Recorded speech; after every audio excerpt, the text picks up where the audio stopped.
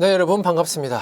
네, 재무제표 분석 중에서 수익성 분석에 대해서 이번 시간은 두 번째 시간이 되겠습니다. 수익성 분석의 두 번째 시간. 네, 우리가 지난 시간에 매출액 대비 이익률 분석으로 수익성 분석을 한번 살펴봤고요. 그 다음에 ROI, 투자 이익률에 대해서 우리가 먼저 개념적인 내용으로 한번 살펴봤습니다. 투자 이익률의 개념을 우리가 지난 시간에 어떻게 배웠냐? 투자 이익률은 이렇게 구한다. 분모에 투자된 금액이 들어가고 분자에는 이익이라는 금액이 들어간다. 이겁니다. 그래서 투자 이익률을 구하는데 이 투자 이익률은 결국 기업의 경영활동 전반에 걸쳐서 분석하는 기법이라고 했고요. 그래서 손익계산서와 재무상태표 정보까지 모두 이용한다. 그 내용 공부했습니다. 그죠? 그 다음에 이 투자라고 하는 것을 우리가 두 가지 측면에서 파악할 수 있다고 했죠. 하나는 이 투자를 통해서 자산을 취득하기 때문에 우리가 그냥 쉽게 생각하면 그렇게 생각하면 돼요. 결국은 공장 건물을 매입했다. 그러면 그 공장 건물을 취득한 거 아닙니까? 그게 이제 투자가 된 거예요. 그죠? 그런데 그 공장을 새로 짓거나 새로 건설하거나 또는 공장을 매입하거나 설비 투자를 하거나 투자를 하려면 결국은 뭐가 필요하다? 막대한 자금이 필요하더라. 그래서 투자를 하려면 결국 뭐가 필요하다? 자본 조달이 되어야 한다 라고 했습니다.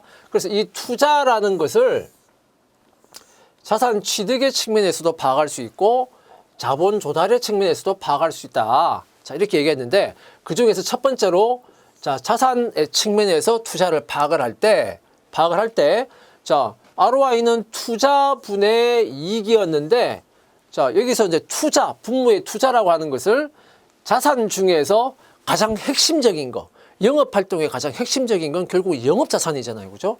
그래서 영업자산에 대해서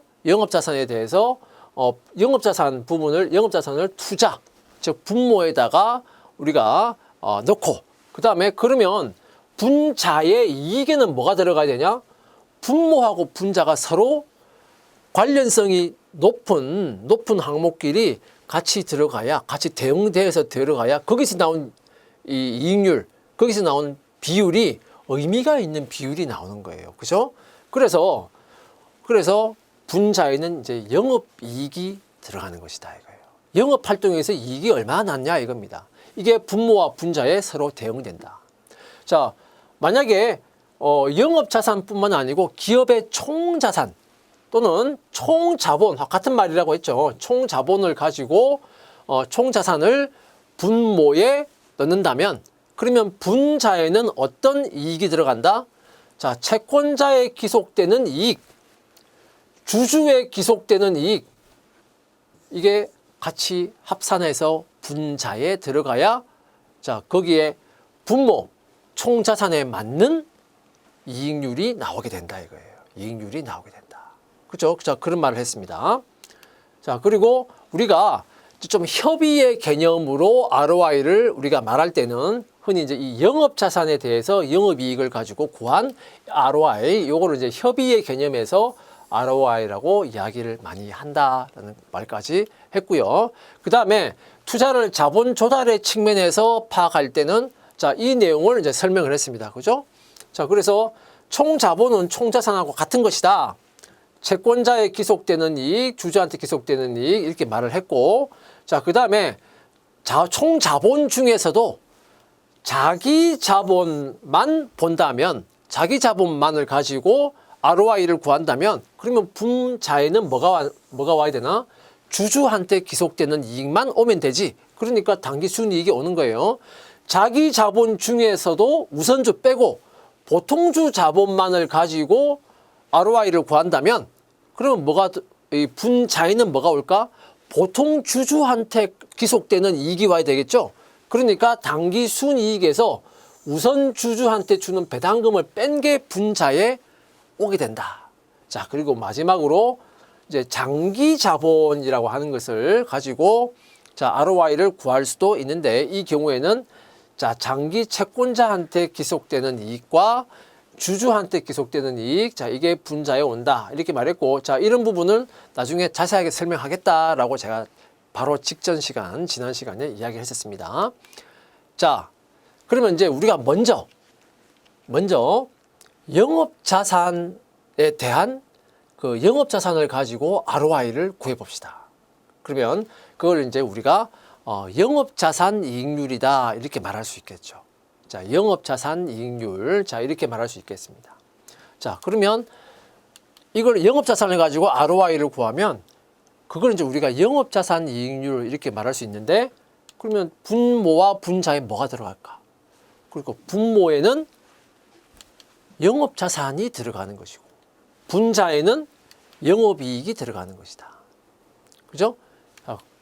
또는 자, 분모에는 영업자산이 들어가고 분자에는 보통 이제 일반적으로 여기서 말하는 이 영업이익이라고 하는 것은 이것은 우리가 흔히 이제 손익계산서에서 볼 수 있는 그 영업이익을 말하는 거예요. 그 영업이익을 말하는데 자, 이 ROI를 구할 때 이걸 이제 손익계산서에서 볼 수 있는 영업이익을 분자에 넣기도 하고요. 영업이익 대신에 또 다른 이익을 넣기도 합니다. 그게 뭐냐면 EBIT는 뭐냐? 자, interest 이자 그리고 tax 세금. 그러니까 이자와 세금을 차감하기 전에 여기 이제 비포가 있잖아요. 그죠? 이자와 세금을 차감하기 전에 earnings 이익이다. 그래서 자, 이자 세금 자, 차감 전 이익이다 얘기입니다. 자, 이걸 우리가 EBIT라고 부르는데 자, 여기 이제 손익계산서에서 흔히 이제 우리가 구할 수 있는 영업이익 대신에 EBIT를 분자에 넣기도 합니다. 분자에 넣기도 해요. 자, 이제 이 두 가지가 다 통용됩니다. 다 통용되는데, 자, 그러면 여기서, 자, 일단 영업자산에 대해서 먼저 한번 살펴보면, 영업자산은 당연히 분모의 영업자산은 당연히 뭐가 들어간다고 했습니까? 여기에는 평균치가 들어간다고 했잖아요. 평균치. 일정 시점의 잔액이 아니고요. 일정 기간 동안의 평균적인 잔액이 분모에 들어가는 것이기 때문에 평균 영업자산이 들어가야 돼요. 평균치. 평균치라는 것은 뭐냐? 기초 잔액과 기말 잔액을 합산해서 나누기 2를 해서 구한다라고 했습니다. 그게 들어가는 것이다. 두 번째, 자, 이 영업자산에는 현금이라든지 매출 채권이라든지 재고자산 이거는 당연히 영업활동 과정에 당연히 나올 수밖에 없는 거죠. 같이 영업활동에서 발생하거나 또는 영업활동 때문에 보유하게 된 자산은 영업자산이라고 한다. 자산이라고 한다 이거예요. 그래서 영업활동에 사용하기 위한 토지, 건물, 뭐 기계설비, 차량 운반구 등등의 이러한 유형, 무형 자산도 다 영업자산에 들어가는 거예요. 왜? 영업활동하고 관련이 있는 거잖아. 왜 기계설비가 필요합니까? 제품을 만들어내기 위해서. 그 제품을 만들어내는 것은 영업활동하는 거잖아요. 그러니까 영업활동에 사용되고 있는 거예요. 그죠? 그래서 영업활동 때문에 직접적으로 발생하는 뭐 현금이라든지 매출채권이라든지 재고자산이라든지 종업원에 대한 미지급급이라든지 미지급급이 아니고 그 부채적은 자산이 아니고 종업원에 대해서 발생하는 어떤 자산이라든지 뭐 여러 가지 영업활동 때문에 직접적으로 발생하는 자산뿐만 아니고 영업활동 때문에 사용하고 있는 그런 자산들, 유형, 무형 자산까지 다 포함한 것이다. 영업자산은. 그 다음에 순수하게 재산을 증식하는 목적으로 가지고 있는 그러한 뭐 유가증권 같은 거 투자하고 있는 거, 뭐 그런 부분, 그런 투자 자산은 당연히 영업자산에 들어가지 않습니다. 들어가지 않는다. 자, 그 다음에 이제 영업이익에 대한 내용인데요. 여기서 말하는 영업이익은 손익계산서 상의 영업이익을 말하는 겁니다. 이제 영업이익은 손익계산서 상의 영업이익이다. 그런데 영업이익 대신에 이자와 법인세, 차감 전 순이익, 그래서 아까 제가 설명했죠. EBIT, 이걸 사용하기도 한다 이거예요. 자, 그럼 EBIT는 어떻게 구하는 거냐? 자, 영업이익에다가 이자 비용을 제외한 영업외 손익을 더해서 구합니다. 영업이익에다가 이자 비용을 제외한 영업외 손익을 더해서 구합니다. 자, 이거를 뭐 그냥 간단하게 뒤에도 또 나오는데, 자, 이 영업수익에서 자, 이제 매출액이 영업수익이죠. 매출 원가라든지 뭐 판관비를 우리가 영업비용 이렇게 편의상 이렇게 하겠습니다. 영업비용을 빼면 이제 영업이익이 나옵니다. 그죠? 영업이익이 나오고, 자, 이 영업이익에서 영업외 수익을 더하고 영업외 비용을 빼는 거잖아요. 그죠? 자, 그런데 그냥 우리가 플러스 마이너스 영업외 손익을 그냥 영업외 비용만 생각합시다. 그러면 영업외 손익을 이제 빼서 영업외 손익과 이제 법인세까지 빼서 그래서 이제 당기 순이익을 우리가 구하게 되는데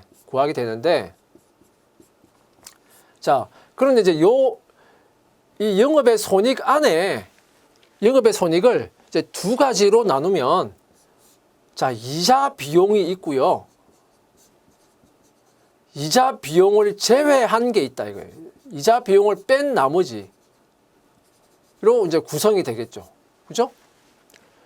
그럼 만약에 영업이익이 100이다라고 생각하고 영업의 손익이 영업의 비용이 이게 총 이제 30원인데 그 중에 이자 비용이 10원이고 이자 비용을 제외하고 20원이다. 이렇게 생각해 봅시다. 생각해 보면, 그러면 여기서 이제 EBIT는 뭘 말하는 거냐? 여기서 영업자산에 대해서 영업이익은 영업이익 100원을 말하는 거예요.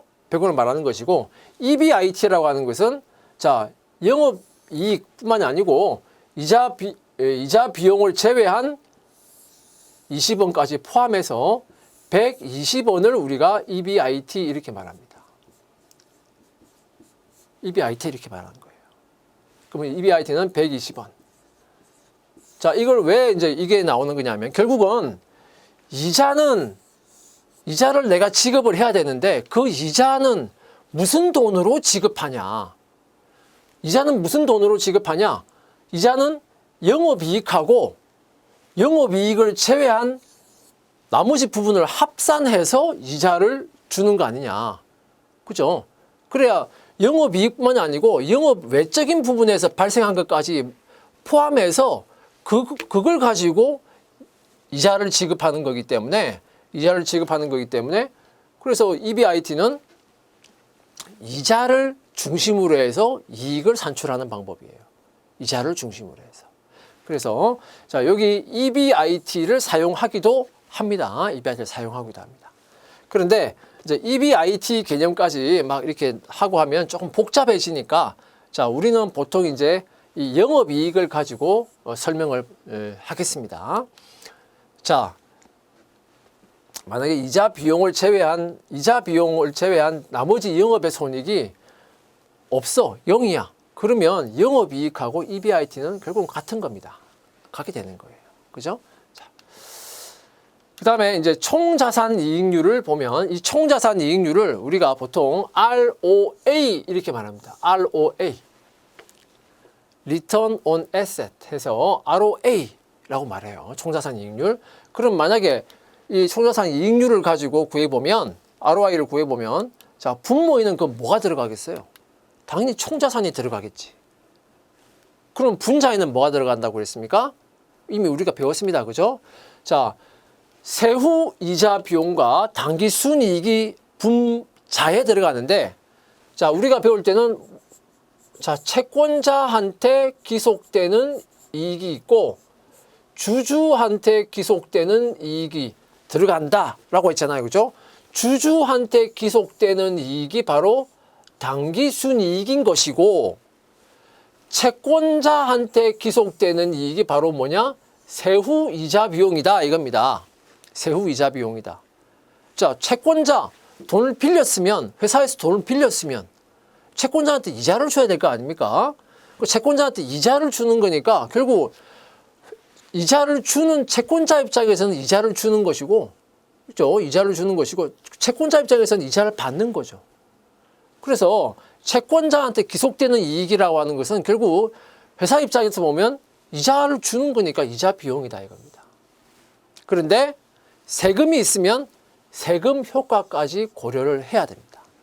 자, 그 내용은 좀 이따 다시 또 나올 겁니다. 그래서 채권자한테 기속되는 이익이라고 하는 것은 결국 세후 이자 비용을 말하는 것이다. 자, 여기서 총자산이라고 하는 것은 역시 분모의 총자산도 역시 평균치가 들어간다. 평균치는 기초와 기말 잔액을 나누기 2한 것이다 이겁니다. 또는 자, 그런데 이론적으로는 총자산 이익률 하면 이렇게 하는 게 맞아요. 맞는데 조금 더 간편하게 ROA를 구할 때 조금 이제 간편하게 또는 약식으로 ROA를 구할 때는 총자산에 대해서 그냥 당기 순이익의 비율을 가지고 ROA를 구하기도 합니다. ROA를 구하기도 해요. 그래서 여러분들 알고 있는 제가 설명했던 기업 경영 분석 있죠. 한국은행에서 나오는 기업 경영 분석. 자, 그 한국은행의 기업 경영 분석에서도 ROA를 그냥 총자산에 대해서 당기 순이익의 비율로 그냥 구하고 있어요. 구하고 있습니다. 그래서 이 ROA 만약에 어떤 시험 같은 데서는 그러면 시험에 만약에 이게 나오면 이걸 뭐 총자산에 대해서 당기 순이익의 비율로 ROA를 구해야 됩니까? 아니면 이렇게 해서 ROA를 구해야 합니까? 자, 그런 부분에서 조금 이제 혼용되고 있는 게 있기 때문에 시험이나 어떤 그런 데서 이 부분이 나올 때는 그 부분을 그냥 명시를 해주더라고요. 그러니까 ROA는 총자산에 대해서 당기순이익의 비율로 구한다든지 그런 식으로 어떤 정도 기준을 제시해 줍니다. 그러니까 그 기준에 따라서 하시면 돼요. 네, 조금 이제 혼용되고 있는데 이론적으로 보면 당연히 여기에 총자산이 온다면 여기에는 채권자한테 기속되는 것과 주주한테 기속되는 게 분자에 다 와야 사실 이론적으로 맞는 거예요. 그래서 자, 근데 어쨌든 실질적으로는 요 두 가지가 다 통용되고 있다 하는 거 말씀드리고요. 자, 요 부분은 아까 제가 말씀드렸죠. 한국은행에서 나오는 기업 경영 분석에서도 이제 요 내용을 가지고 ROA를 구하고 있더라 하는 겁니다. 자, 그러면 이제 여기서 이제 재무 상태표를 한번 봅시다. 자산이 있어요. 총자산이 있습니다. 자, 그러면 재무 상태표에 또 뭐가 나오겠습니까? 부채가 나올 것이고요. 주주가 자본이 있을 겁니다. 여기 있는 이제 부채가 보통 이제 우리가 타인 자본 이렇게 말하는 겁니다. 타인 자본. 흔히 이제 재무 쪽으로 가면 이제 부채라는 말도 쓰지만 타인 자본이라는 말을 또 많이 씁니다. 그죠? 타인 자본. 여기서 말하는 회계에서 말하는 이 자본은 이제 자기 자본 이렇게 말하는 거죠. 자기 자본. 자, 부채라고 하는 것은 자산에 대해서 채권자가 가지는 청구권을 의미하는 것이고 자본이라고 하는 것은 자산에 대해서 주주가 가지는 청구권을 의미하는 겁니다. 그죠? 여러분 다 알고 있죠? 자, 근데 여기서 자, 이제 부채가 있으면 회사가 부채를 조달했으면 당연히 이자를 지급을 해야 돼요. 그죠? 이자를 줍니다. 지급합니다. 이자 비용이 발생해요. 자, 그런데 이 이자 비용에 대해서는 아까 제가 설명했듯이 세금 효과까지 고려한 이자 비용이어야 합니다. 그죠? 그래서 회사 입장에서는 이자를 지급을 해주는 거니까 결국은 채권자한테 기속되는 이익인 거죠. 그 다음에 이 자본에 대해서는 어떻습니까? 당기 순이익이 주주한테 기속되는 이익이다. 이 당기 순이익이 우리 회계로 보면 당기 순이익이 어디에 쌓입니까? 이익잉여금에 쌓이죠. 그래서 결국은 그 이익잉여금을 재원으로 해서 주주한테 배당도 주고 하는 거 아닙니까? 그래서 결국은 그 이익잉여금은 당기 순이익이 쌓이는 것이다. 그렇죠? 주주 몫의 이익이라고 하는 것은 우리가 당기 순이익을 의미하는 것이다. 이거예요. 자, 그래서 여기에 분자가 이제 이렇게 오는 것이다 하는 거 설명을 했고요. 자, 그런데 이제 우리가 여기에 왜 이게 세후 이자 비용이냐? 왜 세후? 왜 세금 효과를 고려해야 되지? 자, 이 부분에 대해서 설명을 좀 해보겠습니다. 만약에 이제 영업이익이 10만 원이다. 그리고 이자 비용이 자 10%의 이자 비용인데 이 회사는 부채를 전혀 쓰고 있지 않기 때문에 무부채 기업이기 때문에 이 회사는 무부채 기업이기 때문에 이자 비용이 전혀 발생하지 않아. 그래서 자 영업이익이 10만 원에서 이자 비용이 빵이기 때문에 그러면 이제 그냥 법인세 차감 전 이익이 10만 원이다. 그런데 법인세 비용이 20%니까 2만 원의 법인세 비용이 나온다. 그래서 당기 순이익이 얼마 나오냐면 8만 원이 나온다 이거예요. 자, 그런데 자 똑같이 영업이익이 10만 원인 회사가 있어요. 근데 이 회사는 여기하고 다른 것은 이 회사는 부채를 사용하고 있는 기업이야. 부채를 사용하고 있는 기업하고 부채를 전혀 사용하지 않고 있는 기업 두 개를 이제 비교하는 겁니다. 자, 근데 영업이익은 똑같아요. 10만 원이에요. 근데 이 회사는 부채를 사용하고 있는데 그 부채에 대해서 이자 비용이 얼마 나가고 있냐? 이제 부채에 대해서 10% 이자가 나가는데 금액으로는 10,000원의 이자가 나가더라 이거예요. 10,000원의 이자가 나가더라. 그러면 영업이익에서 이자를 빼고 나면 이제 9만 원이죠. 9만 원. 자, 거기에 대해서 법인세가 이제 20%니까 법인세는 얼마가 나가냐? 18,000원의 법인세가 나가요. 그러면 당기순이익이 얼마 나오냐? 72,000원이 나온다 이겁니다. 자, 영업이익이 똑같은데 부채를 사용하고 있냐? 부채를 사용하고 있느냐? 아니면 전혀 부채를 사용하고 있지 않느냐에 따라서 이제 이렇게 달라지는 요 밑에 부분이 이제 달라지는 겁니다. 이렇게 이제 비교를 했습니다. 자, 그러면 채권자한테 기속되는 이익이라고 하는 것은 뭘 말하는 거냐? 자, 그러면 결국은 이 무부채 기업의 경우에는 이자 자체를 전혀 지급하는 게 없기 때문에 그냥 0이죠, 그죠? 근데 부채를 사용하고 있는 기업의 경우에는 지금 채권자한테 10,000원의 이자를 줘야 되기 때문에 이자 비용이 있기 때문에 결국은 채권자한테 기속되는 이익이라고 하는 것은 결국은 10,000원의 이자 비용, 즉 10,000원 마이너스 10,000원입니다. 10,000원 주는 거니까 마이너스 10,000원이에요. 그런데 우리가 전혀 생각지도 못하게 자, 이 이자 비용 때문에 뭐가 달라졌냐? 법인세가 절약이 되는 거예요. 법인세가. 자, 이자를 전혀 사용하지 않는 기업의 경우에는 법인세가 2만 원 나오고 있잖아요. 그죠? 2만 원 나오고 있는데 근데 이 부채를 사용함으로써 이자를 지급하는 기업의 경우에는 법인세가 18,000원 나오는 거야. 법인세가 얼마가 줄었어요? 2,000원의 법인세가 줄었잖아요.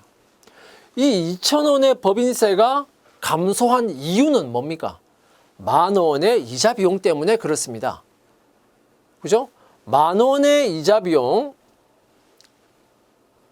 자, 여기 이제 2,000원의 법인세가 줄어든 이유는 10,000원의 이자가 발생하는데, 10,000원의 이자가 발생하는데, 그런데 법인세율이 20%이기 때문에 법인세율 20% 하면은 결국 여기에 해당하는 2,000원만큼은 세금이 줄어들더라 이거예요. 이자 때문에 세금이 줄더라. 이 말은 결국 무슨 말이냐? 내가 이자를 10,000원 준다고 줬는데 결과적으로는 세금을 내가 2,000원 덜 내게 된 겁니다. 결국은 10,000원 이자 줬다가 오히려 2,000원을 다시 내가 되돌려 받은 꼴이 된 거예요. 이자를 되돌려 받게 된 거예요. 그죠? 10,000원 이자 줬습니다. 10,000원 이자 줬어. 그러고 나서 내가 세금을 20,000원 냈다가 2,000원을 되돌려 받아가지고 결과적으로는 세금은 18,000원 내게 된 거예요. 무슨 말인지 알겠습니까? 자, 그러면 결국은 무슨 말이냐? 자, 채권자한테 결국은 기속되는 게 플러스 2,000원이란 말은 이거는 내가 되돌려 받았다 이 말입니다. 되돌려 받았다.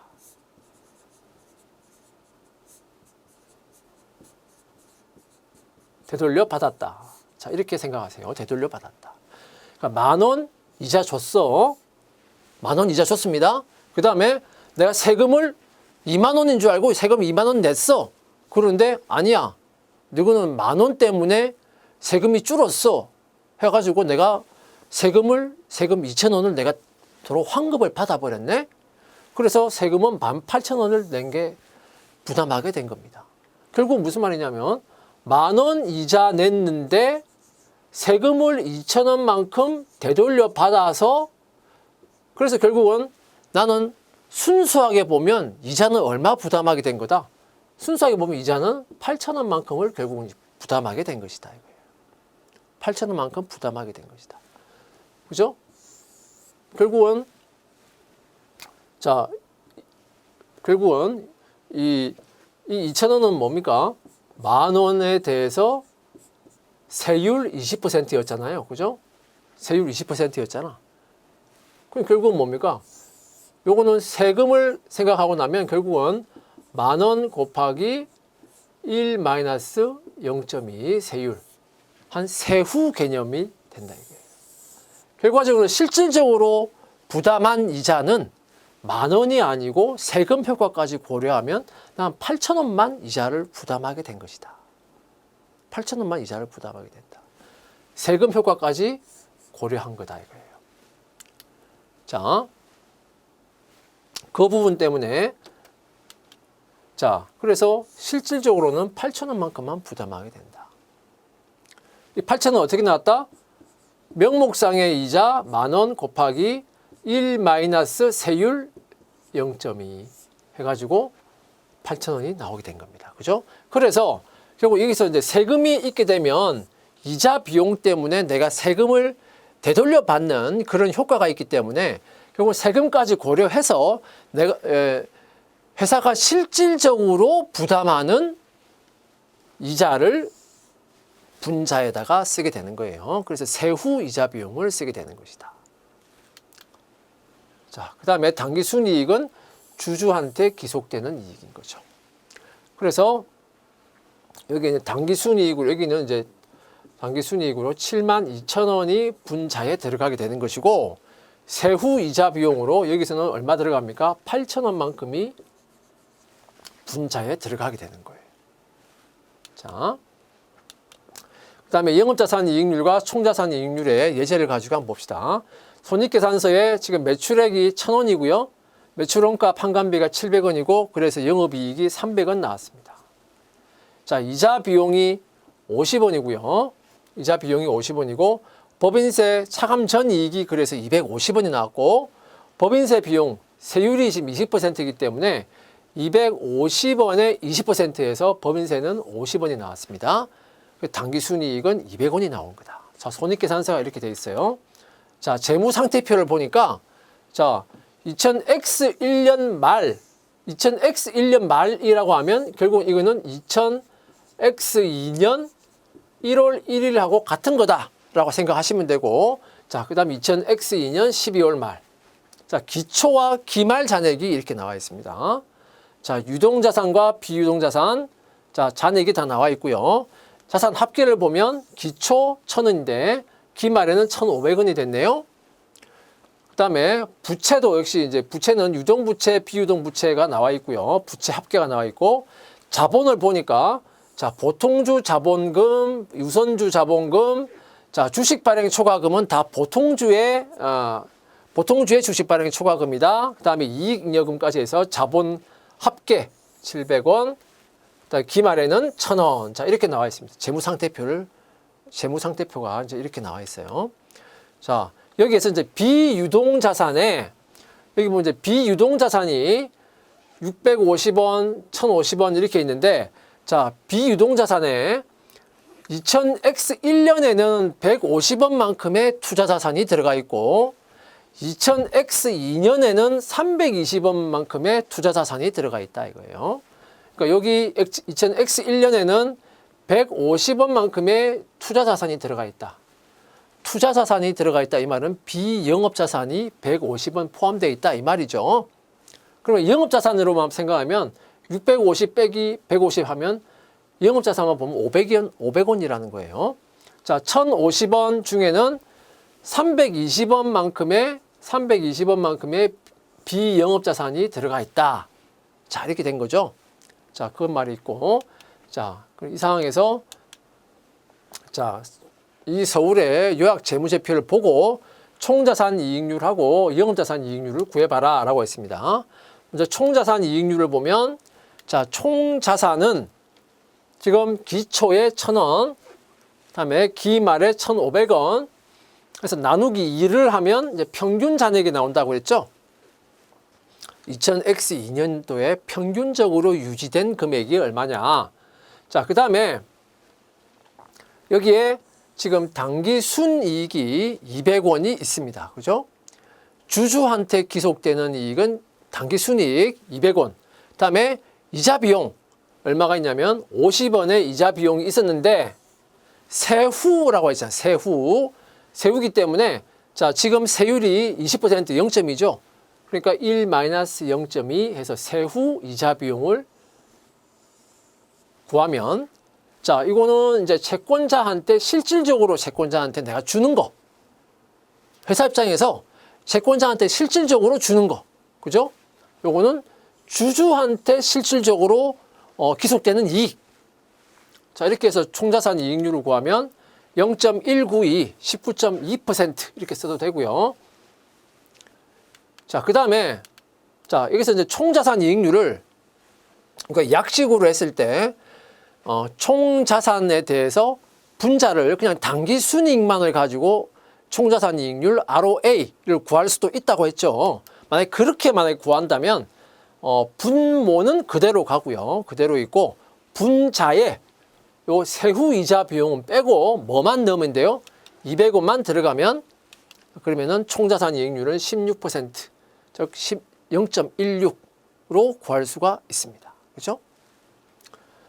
자, 그 다음에 영업자산 이익률을 보면 분모는 당연히 영업자산이 들어가는 것이고 분자에는 영업이익이나 EBIT가 들어가겠죠. 자, 영업자산 이익률을 보면, 자, 먼저, 자, 영업자산, 분모에 영업자산이 들어가야 되니까 영업자산이 아닌 것은 빼내야 될 거 아닙니까? 그래서 총자산 중에서 영업자산이 아닌 것을 빼자. 그래서 150원 뺐습니다. 기초잔액 중에서 영업자산 아닌 것 뺐고, 그 다음에 기말잔액 1,500원 중에서 영업자산이 아닌 거 뺐습니다. 그죠? 요거는 기초 영업자산, 요 부분은 기말 영업자산. 자, 평균이니까 나누기 2를 해야 되겠죠. 그래서 평균 영업자산의 잔액 분의, 자, 이제 영업이익이 들어가야 되죠. 자, 300원의 영업이익이 들어갔다. 그래서 영업자산 이익률을 구하면 0.296, 29.6%의 수익률이 나온다 이겁니다. 그리고 평균적으로 영업자산에 대해서 이익률이 29.6%의 이익률이 나온다는 거예요. 총자산으로 보면 이익률은 19.2%의 수익률이 지금 나오고 있다 이 말입니다. 그죠? 물론 이 숫자만 봐가지고는 이게 높은 건지 좋은 건지 아닌지를 이 숫자만 보고는 우리가 판단할 수가 없어요. 그래서 제가 지난번에도 말씀드렸는데 당연히 비교 분석 또 해봐야 되고요. 경쟁 기업하고도 비교를 해봐야 되고 업종의 평균적인 그런 수익률하고도 비교를 해봐야 되고, 그죠? 경쟁 기업하고도 비교해봐야 되고, 그 다음에 우리 회사의 추세도 봐야 되고, 장기간의 추세도 봐야 되고, 그게 종합적으로 나와야 그게 수익성 분석이 되는 거예요. 그러니까 이 숫자를 계산하는 것도 중요하지만, 계산을 할 줄 아는 것도 중요하지만, 이 숫자를 어떻게 이용할 수 있는가, 이게 중요한 겁니다. 자, 그렇게 이제 이용을 해서 종합적으로 판단을 해야 되는 거예요. 자, 그 다음에 이제 보통주 자본이익률, 투자이익률을 이제 자본 조달의 개념으로 보자 이거예요. 자본 조달의 개념으로. 자, 먼저 이제 보통주 자본이익률을 봅시다. 자, 이게 이제 재무상태표를 보면요, 재무상태표가 있습니다. 여기 총 자산이 있어요. 자, 부채 여기 이제 부채고요. 여기 두 개가 이제 자산은 이제 부채 더하기 자본이죠. 이게 부채고 이게 이제 자본인 거예요. 그래서 부채를 두 개로 분류를 해보면 부채에는 단기 부채가 있고 장기 부채가 있어요. 이제 흔히 이제 우리가 유동 부채, 비유동 부채 이렇게 말하죠. 그러니까 요거는 이제 유동 부채 이렇게 생각하시면 되고요. 유동 부채 생각하시면 되고, 요거는 비유동 부채 생각하시면 되겠습니다. 어쨌든 단기 부채가 있고 장기 부채가 있어요.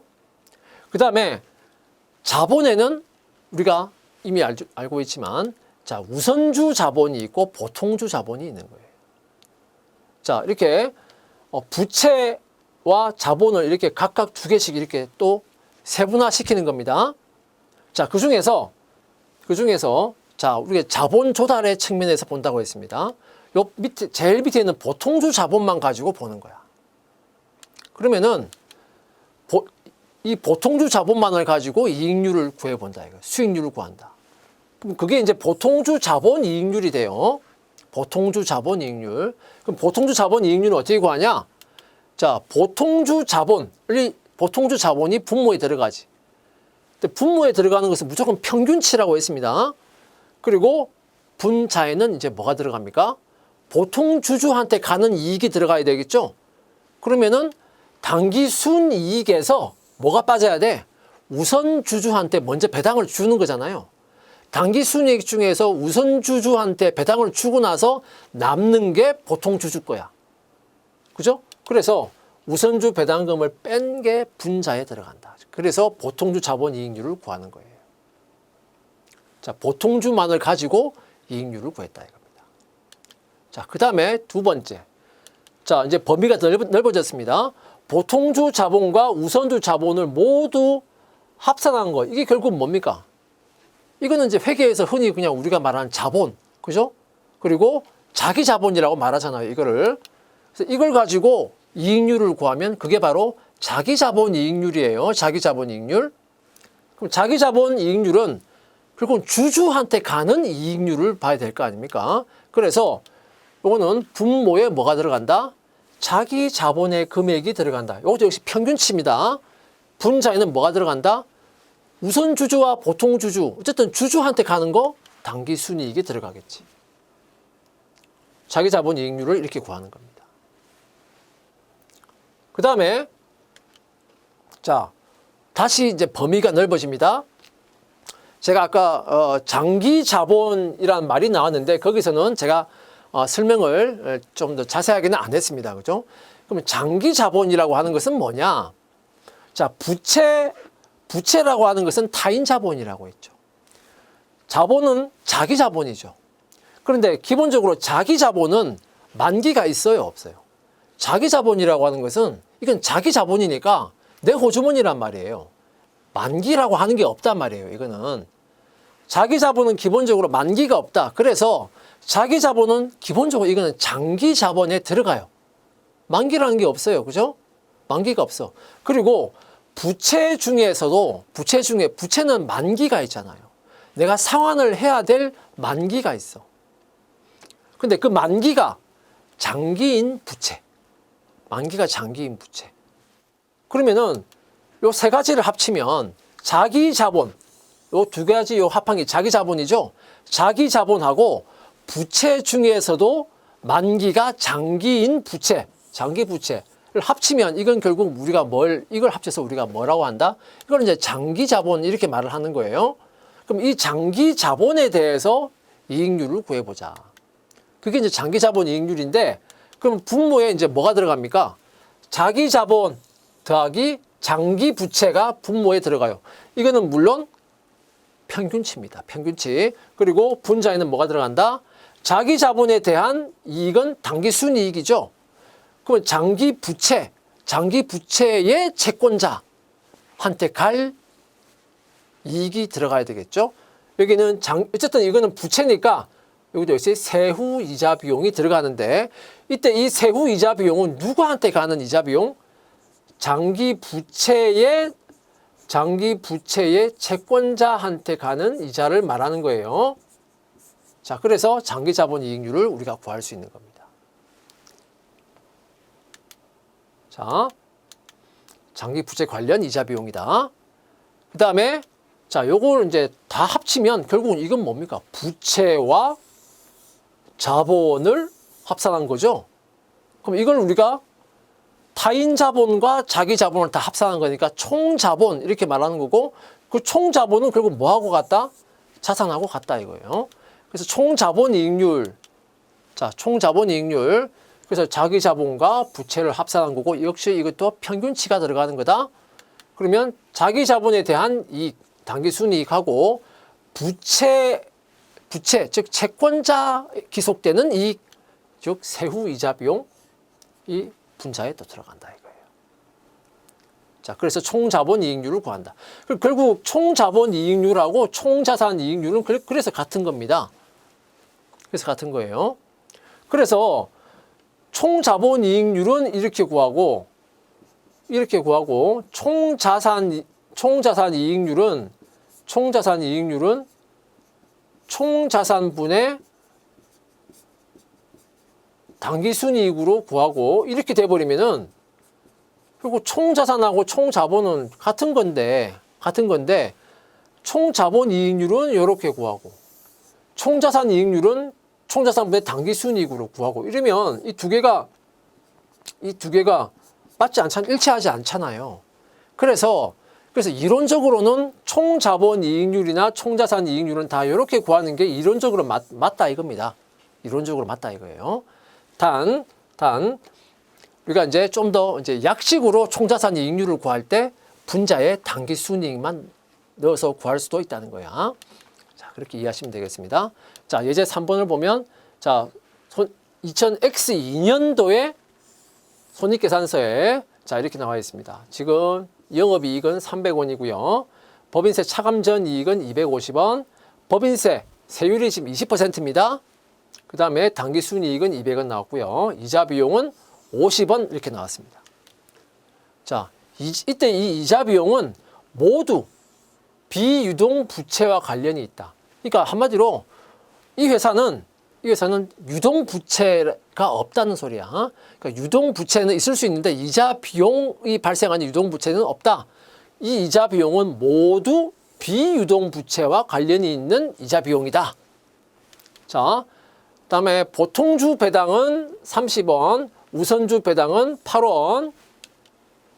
그다음에 이익잉여금은 모두 보통 주주한테 귀속된다고 가정하고 문제를 풀라라고 했습니다.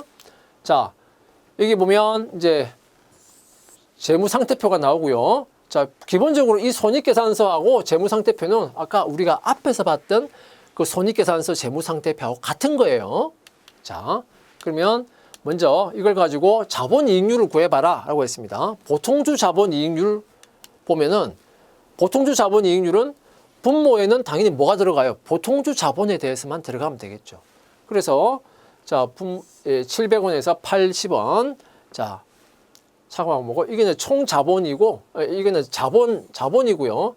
요거는 우선주 자본금이니까 빼야 되겠죠. 그러면 이제 나머지가 보통주 자본이 되겠죠. 다음에 자본에서 우선주 자본금을 뺀 겁니다. 그래서 기초 보통주 자본, 기말 보통주 자본 이렇게 구해서 나누기 2를 한 거고요. 자, 그 다음에 보통주 자본한테 기속되는 이익이니까 자, 당기 순이익에서 자, 지금 우선주 배당금이 8원이라고 문제에서 나왔으니까 8원을 뺀 겁니다. 자, 그래서 24.9, 즉 24.9%가 보통주 자본 이익률로 계산이 됩니다. 그다음에 자기 자본 이익률은 이제 자기 자본, 평균 자기 자본이 나오면 되겠죠. 자, 기초 700원, 1,000원은 기말 1,000원. 그래서 나누기 2 하면 평균 자기 자본 금액이 분모에 들어가고, 자, 분자에는 자기 자본에 기속되는 이익은 당기 순이익입니다. 그죠? 그 당기 순이익이 들어가는 거예요. 자, 그래서 자기 자본 이익률은 23.5%가 들어갑니다. 그다음에 장기 자본은 자, 700원 더하기 200원 더하기 700원 더하기 300원 더하기 1,000원 해서 자, 여기에는 비유동 부채 그리고 자기 자본. 그죠? 자기 자본 요거 이제 자기 자본이고요. 요거는 비유동 부채죠. 그죠? 그다음에 요거 자기 자본이고 비유동 부채. 그래서 요거는 기초 장기 자본이고요. 요거는 기말 장기 자본이고요. 그래서 나누기 2를 하면 평균 장기 자본이 나오고요.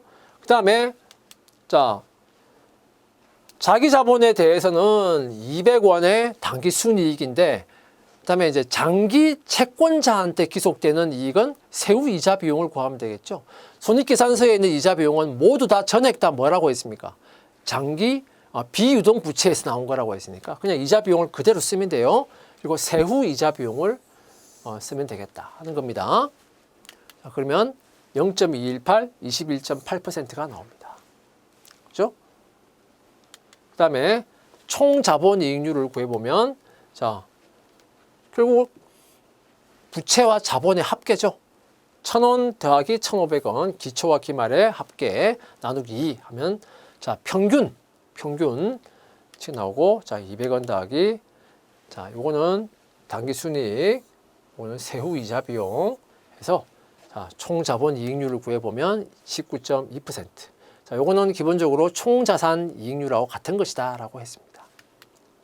자, 수익성 분석을 요약하면, 자, 손익계산서에 매출이 이만큼 있다. 그 매출에서 비용을 제하고 나면 나머지가 이익이다 이거예요.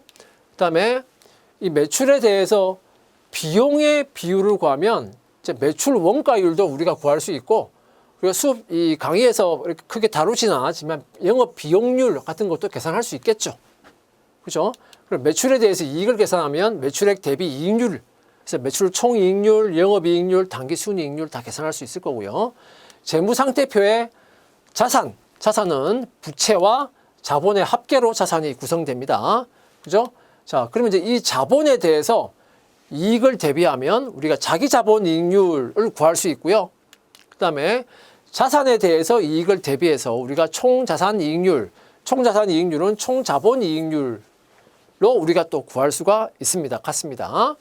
자, 그 다음에 자본 중에서도 보통주 자본만을 가지고 이익하고 대비해서 우리가 보통주 자본 이익률을 구할 수 있는 거고, 그 다음에 이 전체 자기 자본하고 부채 중에서 장기 부채를 합해서 우리가 장기 자본을 구할 수 있겠죠. 장기 자본하고 이익을 가지고 우리가 장기 자본 이익률도 구할 수 있겠다 이겁니다. 자, 업종별로 수익성 분석 결과를 보면 총자산 이익률, 자, 기업 경영 분석에서 한국은행에서 나온 기업 경영 분석에서 총자산 순이익률 이렇게 나와 있는데, 자, 이거는 이 총자산 순이익률이 아까 제가 설명했던 당기 순이익 나누기 총자산. 그래서 이 기업 경영 분석에서 나오는 총자산 순이익률이라고 하는 것은 그냥 당기 순이익만을 가지고 총자산 이익률을 구한 거예요. 기업 경영 분석에서는 그렇게 구하고 있다고 제가 말씀드렸습니다. 여기 보면 전자업종에서는 대기업의 경우에 6.2%, 5.2%, 12.9% 해서, 자, 이 2015, 16년 사이에는 약 한 1%포인트 감소되었다가 2016, 17년 사이에는 거의 2배 이상 지금 총자산 순이익률이 증가했다는 것을 알 수가 있죠. 자, 중소기업도 마찬가지예요. 그죠? 중소기업도 감소했다가 증가하는 그런 상황으로 가고 있고, 대기업, 중소기업을 비교해 보면 총자산 순이익률이 차이가 크죠. 그죠? 차이가 크게 나고 있다 하는 겁니다. 자, 그다음에 자동차, 도소매, 숙박, 음식점 나머지 자료들은 여러분들이 참고로 한번 보시기 바라겠고요. 그다음에 기업 순이익률이라는 게 나오는데 이 기업 경영 분석에서는 기업 순이익률이라고 하는 게 나와요.